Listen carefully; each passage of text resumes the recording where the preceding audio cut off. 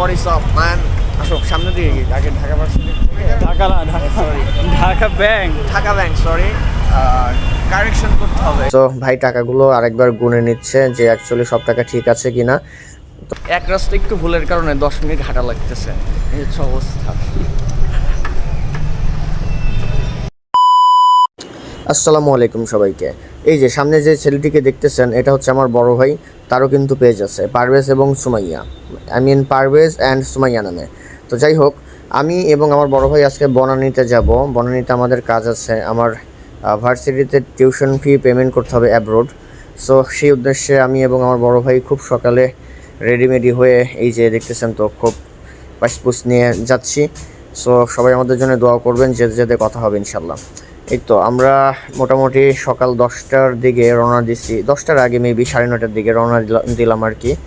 So অনেক ভিড় আজকে রাস্তায় যাচ্ছি, যেতে যেতে দেখলাম যে ভিড়ের কারণে সবাই ওপর দিয়ে উঠে চলে যাচ্ছে আর কি, এই কি অবস্থা।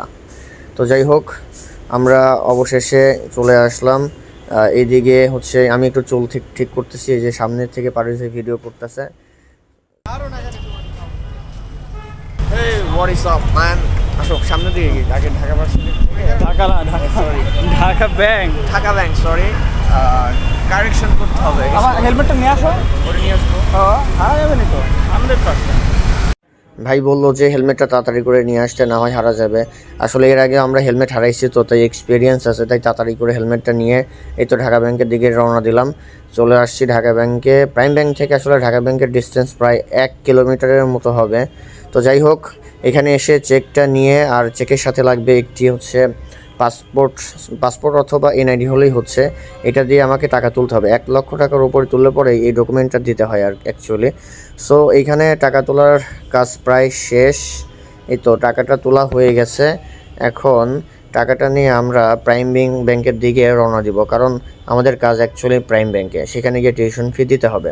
সো আমি টাকাটা সুন্দর করে ভরে নিলাম, আর ব্যাগের মধ্যে নিয়ে সব ডকুমেন্ট ভরলাম। ভরে আমি এখন প্রাইম ব্যাংকের দিকে যাব। আসলে 2টা ব্যাংকেই কাজ আছে।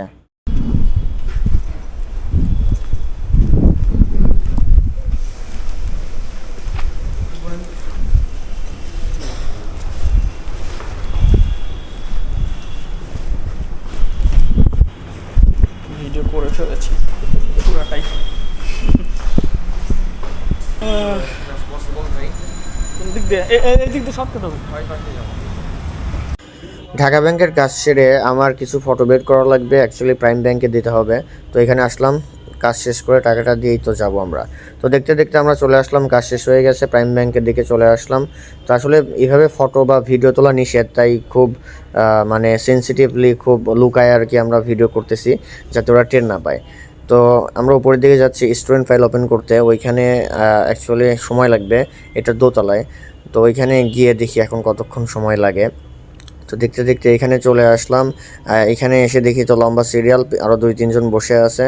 তো আমিও কিছুক্ষণ ওয়েট করলাম, এই তো বসে বসে দেখি আসলে কত সময় লাগে। তো আরেকজন ছিল না, পরে উনি আসবে, কতক্ষণে আসবে তার ঠিক ঠিকানা নাই।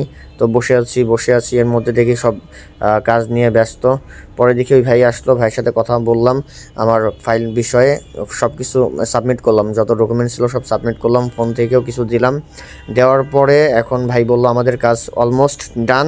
আমরা যত কিছু করা ছিল গতকালকে অবশ্য করে গেছিলাম, আজকে শুধুমাত্র স্টুডেন্ট ফাইলটা ওপেন করলাম। পরে 2 ভাই বসে ডিসকাস করলাম যে এখন আমাদের কী করতে হবে। সো 2 ভাই বসে ডিসকাস করতে এক পর্যায়ে গিয়ে আমাদের ডিসকাস শেষ হলো।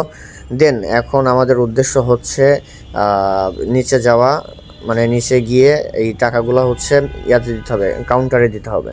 সো ভাই টাকাগুলো আরেকবার গুনে নিচ্ছে যে অ্যাকচুয়ালি সব টাকা ঠিক আছে কি না। তো গুনতে আমি বললাম যে সব টাকা ঠিক আছে, গুনতে হবে না, রেখে দাও।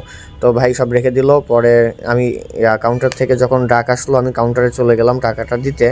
তো এখানে গিয়ে আরেকটা সমস্যা হচ্ছে আমার স্টুডেন্ট ফাইল এখনও ওপেন হয়নি। সো কিছুক্ষণ অপেক্ষা করলাম।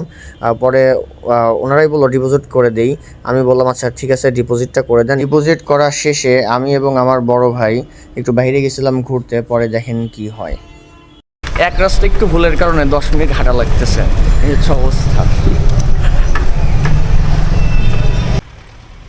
দুই ভাই আশেপাশে ঘোরা শেষ করলাম খুব তাড়াতাড়ি, কারণ বাসায় যেতে হবে, বাসায় গিয়ে আবার রান্না করতে হবে, দুপুরে খেতে হবে। অনেক চাপ ভাই, স্টুডেন্ট লাইফ ভাই।